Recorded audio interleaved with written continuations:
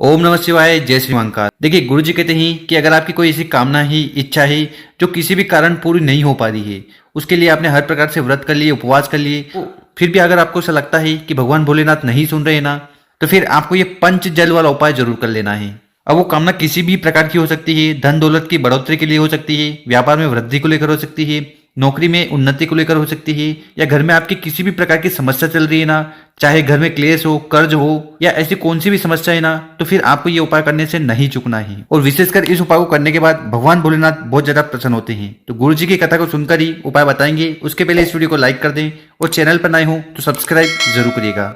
देखिए, इस उपाय में जो सबसे पहले सामग्री हमें लेनी है वो है बेलपत्र। कितने बेलपत्र लेनी है? तो इस उपाय में आपको लेनी है 2 बेलपत्र, और जो बेलपत्र लो वो कहीं से खंडित नहीं होनी चाहिए।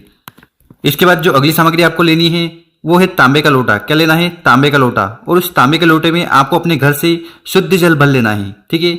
और फिर इन दोनों सामग्री को लेकर आपको पहुंच जाना है शिव मंदिर, ठीक। कब जाना है? देखिए, विशेषकर इस उपाय को आपको शाम को करना है, और अगर आप शाम को नहीं कर पा रहे हो तो सुबह भी इस उपाय को कर सकते हो।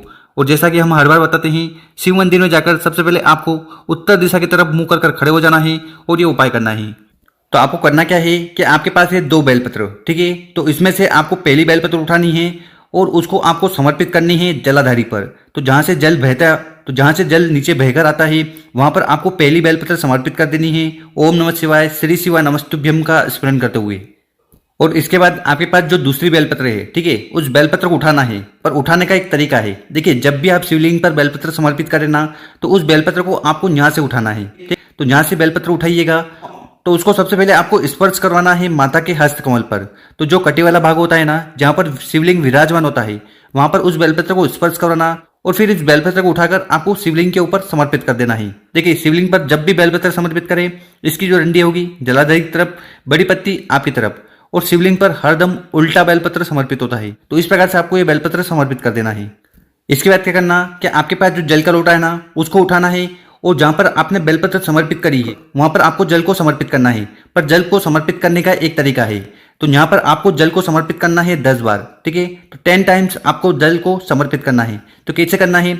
तो जहां पर सबसे पहले आपने बेलपत्र समर्पित करी है, वहां पर थोड़ा जल समर्पित करिएगा, ओम का स्मरण करिएगा, फिर दूसरी बार जल को समर्पित करिएगा, फिर तीसरी बार, फिर चौथी बार और 5वीं बार। तो इस प्रकार से आपको थोड़ा थोड़ा जल समर्पित करना है, और समर्पित करते समय आपको ओम का उच्चारण करना है, ठीक है। क्या करना है? ओम का उच्चारण, ठीक है। तो सबसे पहले आपको जलाधारी पर जहां पर बेलपत्र समर्पित किया है, वहां पर 5 बार जल समर्पित कर दीजिएगा। इसके बाद उस जल के लोटे को उठाना है, और उस जल के लोटे में से फिर आपको 5 बार शिवलिंग के ऊपर जल को समर्पित करना है। प्रत्येक बार जल को समर्पित करते समय आपको ओम का उच्चारण करना है। तो इस प्रकार से आपको 5 बार जल समर्पित करना है। तो जो हमने बताया ना आपको कि पंच जल का उपाय, तो यही पंच जल का उपाय आपको करना है। और साथ ही साथ इस उपाय को करते समय आपको ओम नमः शिवाय या श्री शिवाय नमस्तुभ्यम का स्मरण कर लेना। इतना उपाय हो गया। इसके बाद आपको शिवलिंग के पास बैठ जाना है, अपना नाम और गोत्र का स्मरण करते हुए कम से कम 11 बार, 21 बार, 51 बार या 108 बार ओम नमः शिवाय का जाप कर लेना। और उसके बाद भोलेनाथ जी से आपको कामना कर लेना है, ठीक है। अब वो कामना किसी भी प्रकार की हो सकती है, धन संपदा बढ़ाने के लिए हो सकती है, या आपके ऐसे कोई कार्य हैं जो अटके जा रहे हैं, पूर्ण नहीं हो रहे हैं, तो उनको पूर्ण करने के लिए आपको कामना कर लेनी है। साथ ही साथ अगर जीवन में किसी प्रकार की समस्या आ रही है, अब वो समस्या बच्चों को लेकर हो सकती है, आपके जीवन में कर्ज की समस्या बढ़ती जा रही है, या आप इस बात को लेकर परेशान हैं कि आपके घर में छोटी छोटी बात पर क्लेश होते रहते हैं, मतलब कि घर का माहौल अच्छा नहीं है, तो उसके लिए भी आपको ये विशेषकर उपाय कर लेना है। गुरु जी ने कहा है कि जो भी व्यक्ति इस प्रकार से पंच जल का उपाय कर लेता है ना, तो उस व्यक्ति के जीवन में चल रही कैसी भी कामना है वो पूर्ण होगी, और जो समस्या है उसे भगवान भोलेनाथ खत्म करेंगे। अब ये उपाय कब करना है? देखिए, गुरु जी ने कहा है कि ये वाला जो उपाय है कार्तिक महीने में किसी भी दिन कर सकते हो, ठीक है। विशेषकर तिथियों पर अगर आप करते हो तो आपको ज्यादा लाभ देखने को मिलेगा।